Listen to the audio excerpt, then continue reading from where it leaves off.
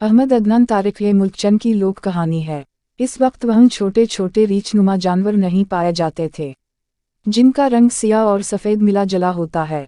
इन जानवरों को चनमी, जियान माओ कहते हैं और हम इन्हीं पांडा कहते हैं। उस वक्त बानस के घने जंगलों में रीछ रहा करते थे, जिनकी खाल सफ़ेद और बहुत नरम मिलाम थी और ऐसे चमकती थी जैसे आसमान से गिरने वाली नई नई बर्फ।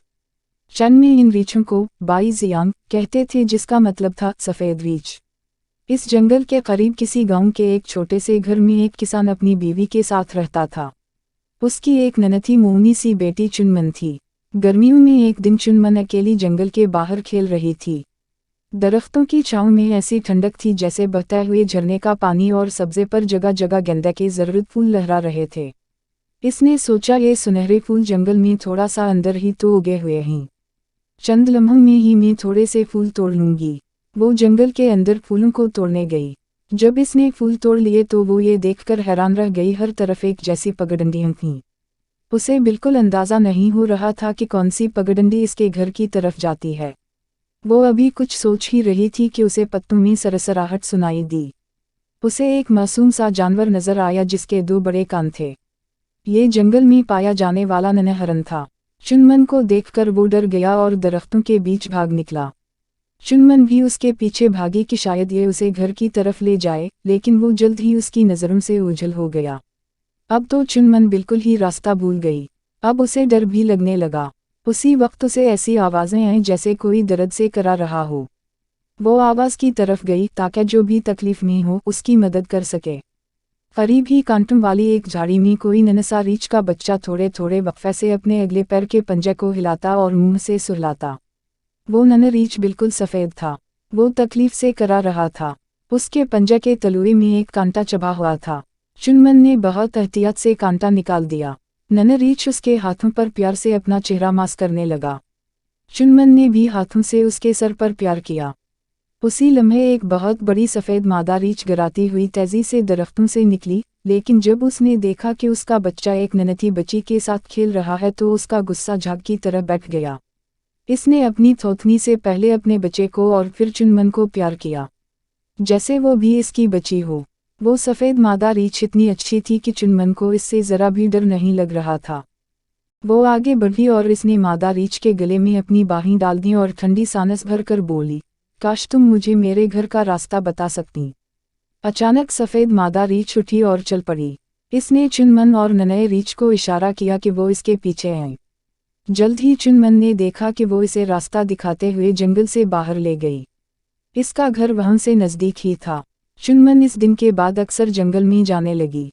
इसके माँ बाप खुश थे क्योंकि इन्हें मालूम था कि सफ़ेद मादा रीछ इसकी हिफाजत करेगी। चुनमन को और भी बहुत से रीछ मिले और इनके नन्हे बच्चे भी, लेकिन कांटे वाला बच्चा ही इसका सबसे करीबी दोस्त रहा। वो इसे नियाओ नियाओ कहती थी, जिसका मतलब था बहुत ही नरम मिलाम, क्योंकि इसकी खाल बहुत नरम और खूबसूरत थी। नियाओ नियाओ की मुँह ने चुनमन को एक बहुत बड़े दरख्त के तने में बना हुआ अपना घर भी दिखाया। चुनमन बार बार जंगल में गई। वो रीछ के नन्हे बच्चों से खेलती और जंगल के तौर तरीके सीखती और रात होने से पहले नियाओ नियाओ की मुँह हिफाजत से इसे जंगल से बाहर छोड़ आती। मौसम बहार की एक सेखा को चुनमन नियाओ नियाओ के घर बैठी थी।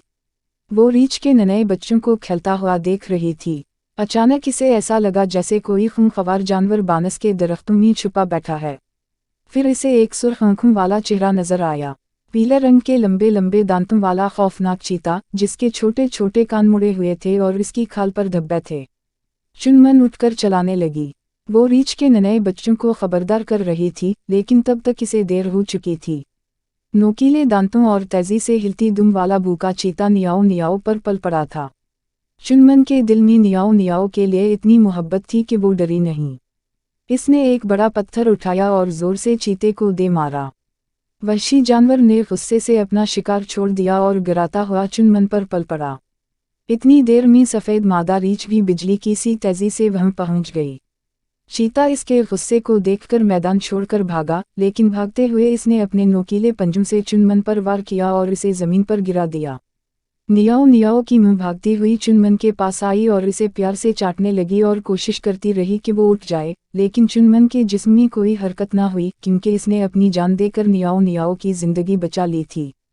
पूरे जंगल में इस वाक़या और चुनमन के मरने की खबर फैल गई। मशरिक़, मग़रिब, शुमाल और जुनूब की सिमतों से बेसीम मीलों की दूरी से गम से निढाल सफ़ेद रीछ इकट्ठे हो गए। वो रोते हुए अपनी दोस्त को याद कर रहे थे। वो बार बार ज़मीन की मिट्टी में अपने पंजे मार रहे थे और इन्हीं से अपनी आंसू भरी आँखें पहुँच रहे थे। इनके ऐसा करने से आंसुओं से गीली मिट्टी से इनके चेहरों पर बड़े बड़े निशान बनने लगे। फिर इन्हीं पंजों से इन्होंने अपनी छातियों गम से कोटी तो ऐसे निशान इनके जिस्म पर भी पड़ने लगे। इस दिन के बाद आज तक चंद में सफ़ेद रीछ नहीं पाए जाते, बल्कि सफ़ेद और सिया धब्बों वाले चतकबरा रीछ जियान माओ होते हैं, जिन्हें हम पांडा कहते हैं। वो अब भी चुनमन के गम में निढाल हैं। ये अफसोस हमेशा इनके चेहरों पर छाया रहता है।